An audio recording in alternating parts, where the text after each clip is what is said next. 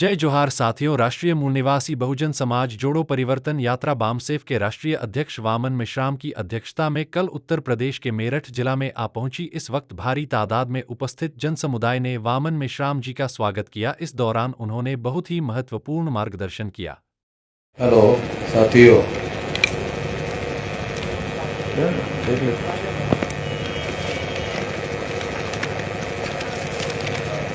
साथियों, भारत मुक्ति मोर्चा, राष्ट्रीय पिछड़ा वर्ग मोर्चा, बहुजन क्रांति मोर्चा और राष्ट्रीय परिवर्तन मोर्चा, इन संगठनों के द्वारा सारे देश भर में मूल निवासी बहुजन समाज जोड़ो यात्रा के अंतर्गत 9 अप्रैल 2025 को जेल भरो आंदोलन के तैयारी के अंतर्गत आज का ये कार्यक्रम मेरठ शहर में हो रहा है। इसके लिए जो विषय चर्चा के लिए रखे गए हैं वो विषय है भारत के लोकतंत्र को बचाने के लिए ईवीएम हटाकर बैलेट पेपर से चुनाव कराने के लिए। दूसरा विषय है ओबीसी की जाति आधारित। साथियों, हमारे देश में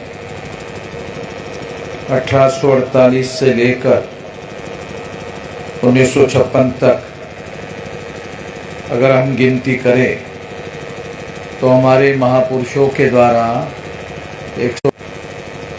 1848 को ज्योतिराव फुले ने अपना आंदोलन शुरू किया और 1956 तक बाबा साहब अम्बेडकर ने इसको आगे बढ़ाया। इसकी गिनती करो 108 साल होते हैं। इस 108 साल के संघर्ष के बदौलत बाबा साहब अम्बेडकर ने जो सबसे बड़ा अधिकार हासिल किया वो अधिकार वोट का अधिकार है। ये जो 108 साल का जो संघर्ष है, इस 108 साल के संघर्ष के बदौलत उन्होंने जो अधिकार हासिल किया, हमें करके दिया, वो वोट का अधिकार है। वोट का अधिकार सबसे बड़ा अधिकार क्यों है? क्योंकि बाबा साहब अम्बेडकर कहा करते थे कि हमें शासन करती जमात बनना है। तो शासन करती जमात कैसे बनेगी? पहले के ज़माने में राजे रजवाड़े हुआ करते थे। वो कैसे होते थे? तलवारें चलती थी, खून खराबा होता था, मारकाट होती थी और बहुत बड़े पैमाने पर खून बहने के बाद में एक परास्त हो जाता था और दूसरा विजयी घोषित होता था, और जो विजयी घोषित होता था वो राजा हो जाता। ये जो व्यवस्था हुआ करती थी राजतंत्र की, इस राजतंत्र को खत्म करके 26 जनवरी 1950 को देश में संविधान लाया गया और संविधान के माध्यम से इस देश में लोकतंत्र स्थापित किया गया। ये लोकतंत्र कैसे काम करता है? लोकतंत्र एक विचार है, लोकतंत्र एक आइडिया है, एक विचार है।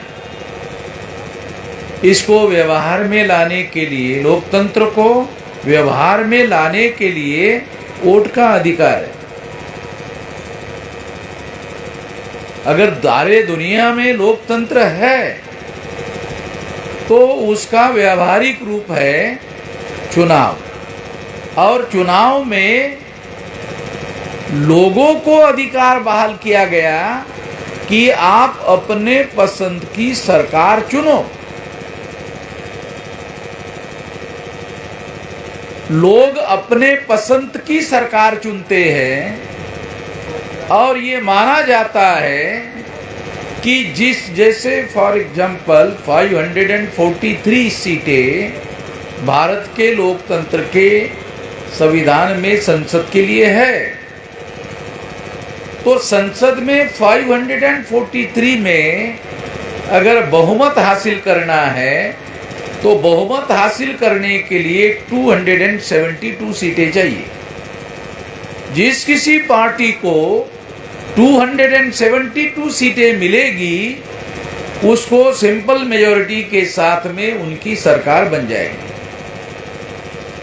तो ये सरकार चुनने का अधिकार वोटर लोगों को है।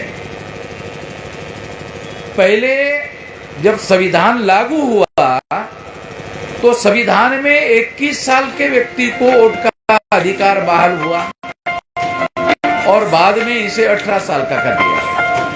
अभी 18 साल की व्यवस्था है। तो इस तरह से 18 साल के व्यक्ति को वोट का अधिकार देने का अधिकार बहाल किया गया और इसके माध्यम से जो नहीं होगा, ईवीएम मशीन में जाने के बाद बदलता नहीं होगा, इसकी गारंटी क्या है? क्योंकि मशीन में तो कुछ भी हो सकता है। एक मशीन में दूसरी व्यवस्था करो, दूसरी मशीन में तीसरी व्यवस्था करो, ये तो टेक्नोलॉजी है। आप टेक्नोलॉजी में अलग अलग मशीनों में अलग अलग व्यवस्था कर सकते हो, ये टेक्नोलॉजी है। और अगर टेक्नोलॉजी की आधार पर ऐसा हो सकता है तो निश्चित रूप से फ्री, फेयर एंड ट्रांसपेरेंट चुनाव नहीं हो सकता। यही वजह है कि भारत से 1000 गुना ज्यादा अमेरिका आगे है, टेक्नोलॉजी में भी आगे है। अमेरिका में आज भी बैलेट पेपर पर ही चुनाव होता है। मुझे ये समझ में नहीं आता, अमेरिका में 100% लोग पढ़े लिखे हैं, 100% पढ़े लिखे लोग हैं। मैं अमेरिका में गया और 2-3 महीने वहां था तो मैंने देखा किसी भी आदमी के घर में जाओ, उसके घर में उसका बाप का कंप्यूटर लगा हुआ है, घर में एक घर में बेटे का कंप्यूटर लगा हुआ है, उसके माँ का कंप्यूटर अलग लगा हुआ है, एक ही घर में। यानी सारा काम जो है अमेरिका और यूरोप में कंप्यूटर से होता है। आप भारत में ऑफिस में जाना पड़ता है, ऑफिस में जाने की जरूरत नहीं है, वहां ऑफिस का काम वो घर में ही करते हैं, ऑफिस के काम को अपने घर में ही निपटाते हैं और इस तरह से उनका काम हो जाता है। यानी सारा का सारा काम सूचना तंत्र के आधार पर, जानकारी के आधार पर, इंफॉर्मेशन टेक्नोलॉजी के आधार पर वहां सारा का सारा काम हो जाता है। इसकी विशेषता यह है कि आपके घर में कंप्यूटर में जो कुछ भी आपने किया वो सरकार के कंप्यूटर में भी जमा हो जाता है, आपके कंप्यूटर में भी जमा हो जाता है। इसलिए मैंने ऐसा लिखा ही नहीं, मैंने ऐसे बोला ही नहीं, ऐसा बोलने का भी कोई कारण नहीं बचता है, क्योंकि वो सारा का सारा रिकॉर्ड में रहता है। आप इनकार नहीं कर सकते। ये सारी व्यवस्था हम लोगों को कंप्यूटर की जो सिस्टम है, इस बात को आधार बनाकर अगर हम लोग विचार करें, सोचे, तो एक महत्वपूर्ण बात समझ में आती है कि हर ईवीएम मशीन के हर पार्ट में आप अलग अलग व्यवस्था कर सकते हो। चांद पर आदमी गया, चांद पर आदमी चलता हुआ से अमेरिका में और यूरोप के लोगों ने ईवीएम मशीन के माध्यम से चुनाव कराना रद्द कर दिया है, वहां नहीं होता है। अमेरिका में 100% लोग पढ़े लिखे होने के बावजूद भी वहां पर ईवीएम मशीन नहीं है। इंडिया में हम लोग अभी भी नहीं कह सकते 100% लोग पढ़े लिखे हैं। शहरों में ऐसा हो सकता है, मगर गांवों में अभी भी पढ़े लिखे लोग नहीं हैं। 2 प्रकार की, और ये जागृति इतनी ज्यादा बढ़ गई है कि अब 2000 के बाद में हम इसकी व्यवस्था ना करें तो इन लोगों के पास ये सरकार के सारे सूत्र चले जाएंगे, सरकार इनके नियंत्रण में चली जाएगी। इसलिए 2004 में उन्होंने ईवीएम मशीन 100% वोट का सिस्टम लागू कर दिया। सारे देश भर में इसका विरोध हो रहा है। पहले तो मैंने सारे देश भर में शुरू की, अब सारे देश भर में सारे देश के लोगों को मालूम हो गया कि ईवीएम में गड़बड़ी होती है। चुनाव आयोग को भी मालूम हो गया, सरकार को भी मालूम हो गया। तो सरकार को चाहिए, चुनाव आयोग को चाहिए, जब लोगों का यकीन नहीं है, जब लोगों का विश्वास नहीं है, जब लोगों को ऐसा लग रहा है कि उनके वोटों की चोरी होती है, तो निश्चित रूप से लोगों के मन के वहम को दूर करना उनकी जिम्मेदारी है। अगर वो उस वहम को दूर नहीं करते तो ये वहम और ज्यादा मजबूत होगा। कुछ लोगों ने मुझे कहा कि मेश्राम जी, अगर चुनाव आयोग आपकी बात नहीं मानता है तो फिर क्या करोगे? मैंने कहा मेरा आंदोलन तो जारी ही रहेगा। हो सकता है कि आज कम लोग हमारा समर्थन करें, मगर जैसे जैसे चुनाव आयोग अड़ जाएगा, जिद्दी हो जाएगा, मना करेगा, वैसे वैसे ज्यादा संख्या में लोग और आज के तारीख में हमें अपना आंदोलन विशाल जन आंदोलन में रूपांतरित करना सबसे ज्यादा जरूरी बात मैं मानता हूं। और इसके लिए सबसे बड़ा सब्जेक्ट, सबसे बड़ा विषय ईवीएम मशीन हमको मिले। तुम तब तक मत हटाओ, पहले हमारा आंदोलन जन आंदोलन करवा दो, फिर बाद में हम ही हटवा देंगे। तो इससे दो फायदा होगा, आंदोलन का आंदोलन भी खड़ा होगा और ईवीएम तो फिर हम लोग हटा ही देंगे। अगर आवश्यकता पड़ी तो 15 तक दो, तोड़ दो, तो फिर हर जगह एक मशीन रखी जाती है दूसरी, तो दूसरे 15 लाख के लोगों को बोल देंगे कि ये दूसरी भी तोड़ दो। जब 15 लाख मशीनें तोड़ी जाएगी तो सारे दुनिया में खबर बनेगी, केवल भारत में नहीं, सारे दुनिया में खबर बनेगी। और ये आंदोलन के उद्देश्य पत्रिका में लिखा हुआ है। अगर आप भारत के संविधान की कॉपी ले लो तो कॉपी लेने के बाद में किया, शूद्रत्व ओबीसी के ऊपर थोपा गया, महिलाओं के ऊपर शूद्रत्व थोपा गया, उनके ऊपर गुलामी थोपी गई है। ये सारी व्यवस्था ब्राह्मणिकल सोशल ऑर्डर के द्वारा बनाई गई है। और ये ब्राह्मणिकल सोशल ऑर्डर के द्वारा बनाई हुई व्यवस्था को बदल, मशीन से भी ज्यादा इस व्यवस्था का निर्माण करना हमारे लिए सबसे ज्यादा जरूरी है। ये हमारे लिए अल्टीमेट ऑब्जेक्टिव है। इस ऑब्जेक्टिव को पूरा करने के लिए आंदोलन शुरू किया गया। मेरी उम्र 19 साल की थी। हमारे देश में कानून है, 18 साल की उम्र होने के बाद आप सरकारी नौकरी कर सकते हैं। मैं मेरिट का स्टूडेंट था, इस वजह से बगैर किसी इंटरव्यू के मुझे सेंट्रल गवर्नमेंट में जॉब मिल गया, डायरेक्ट नौकरी लग गई। और डायरेक्ट नौकरी लगने के बाद में मैं जब डिपार्टमेंट में ज्वाइन होने के लिए गया तो वहाँ जो सेक्शन सुपरवाइज़र था, उन्होंने एक आदमी को ये कहा कि इनको ट्रेनिंग दे दो। तो वो दिन भर सवेरे 10 बजे से शाम के 6 बजे तक मुझे डिपार्टमेंटल ट्रेनिंग देता रहा। और 6 बजे के बाद उसने मुझे कहा कि चलो। मैंने कहा कहाँ? बोले चलो। तो वो मुझे बामसेप के मीटिंग में लेके गया।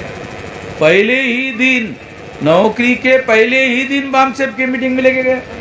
और पहले ही दिन मैं बामसेप के मीटिंग में गया और बामसेप वालों की बातें सुनने के बाद मुझे लगा कि ये काम अच्छा है, इसको करना चाहिए। और मैंने इतने तेजी से काम शुरू कर दिया कि जिसने मुझे बामसेप में लेके गया था उसको फिर मैं मार्गदर्शन करने लग गया। जो मुझे बामसेप में लेके गया था वो फिर मेरी सुनता था। पहले दिन मुझे लेके गया, बाद में मेरी सुनता था, क्योंकि वो ज्यादा समय नहीं देता था। मैं डेली यही काम करता था, डेली यही काम करता था। और जितनी सैलरी मिलती थी सारी सैलरी इसी पर खर्चा करता था।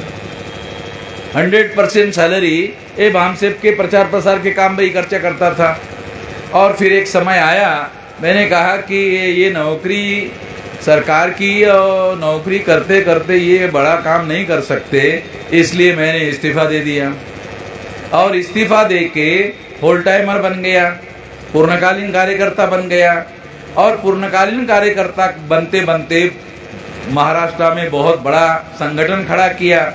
तो सेंट्रल के लोगों को ऐसा लगा कि इस व्यक्ति को के पास दूसरा अच्छा हुनर है, इसको सेंट्रल में लाना चाहिए। मुझे सेंट्रल में लाया गया, राष्ट्रीय स्तर की जिम्मेदारी लगाई गई, फिर राष्ट्रीय अध्यक्ष की जिम्मेदारी लगाई। 2000 से अभी 25 चल रहा है, 25 साल से मैं राष्ट्रीय अध्यक्ष हूँ। अभी मेरी उम्र 68 चल रही है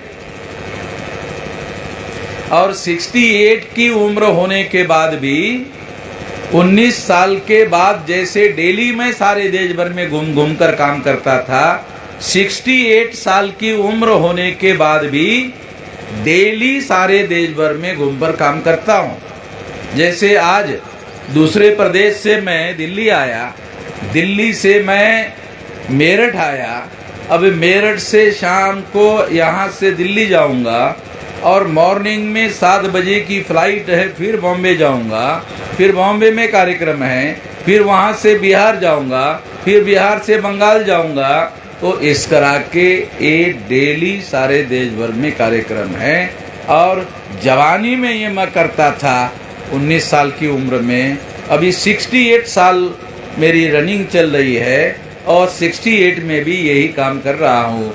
वैसे सरकारी आदेश के अनुसार 58 साल में आदमी को रिटायर्ड हो जाना चाहिए। मैं न रिटायर्ड हो गया हूँ न टायर्ड हो गया हूँ, जंगे मैदान में अभी भी मैं ये लड़ाई लड़ रहा हूँ और इस लड़ाई में आप लोगों का साथ सहयोग मिलेगा।